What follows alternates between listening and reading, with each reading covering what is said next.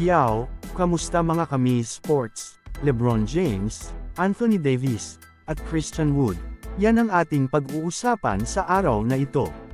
Hindi natin maitantanggi na pag sinabing Los Angeles Lakers ay si LeBron James agad ang papasok sa ating isip dahil ito nga ang nangunguna sa cup-unang ito. Subalit sa off-season nga ay sinabi nito na pinapasa na nga niya kay Anthony Davis ang pagiging leader sa Los Angeles Lakers upang ito na nga ang maging muka ng kanilang kupunan.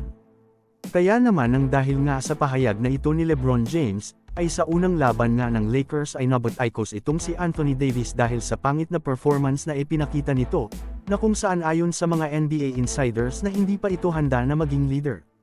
Kaya naman sa last 3 games nga ng Los Angeles Lakers ay ipinakita nga ni Anthony Davis kung gaano nga ba siya kalakas. Sa last game nga nila kontra Orlando Magic ay nakapagtala ito ng double-double na mayroong 26 points, 19 rebounds, 5 assists, at 2 blocks sa loob nga yan ng 37 minutes.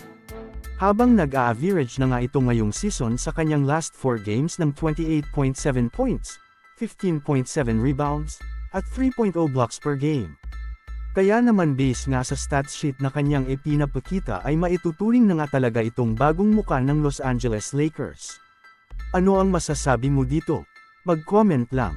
Samantala ako naman tayo sa sumunod na balita na kung saan, sa last 3 games nga ng Los Angeles Lakers ay palaging si Gabe Vincent nga na sobrang nag-struggle sa opensa ang binababad sa crucial game. Kaya naman kinakapos nga sa mga huling minuto ang Lakers dahil sa kakulangan ng firepower sa opensa. Kaya naman ayon nga sa Lakers head coach na aayusin niya ang kanilang rotation, kaya naman sa last game nga ay nakita natin ang adjustment ng Lakers na kung saan, imbis na si Gabe Vincent nga ang nasa crucial minutes, ay si Christian Wood nga ang pinaglaro nila dito na sobrang ganda nga ng kinalabasan dahil sobrang nahihirapan nga ang kanilang kalaban na makapuntos sa loob ng paint dahil nga sa double center ng Los Angeles Lakers. Ano ang masasabi mo dito? Mag-comment lang.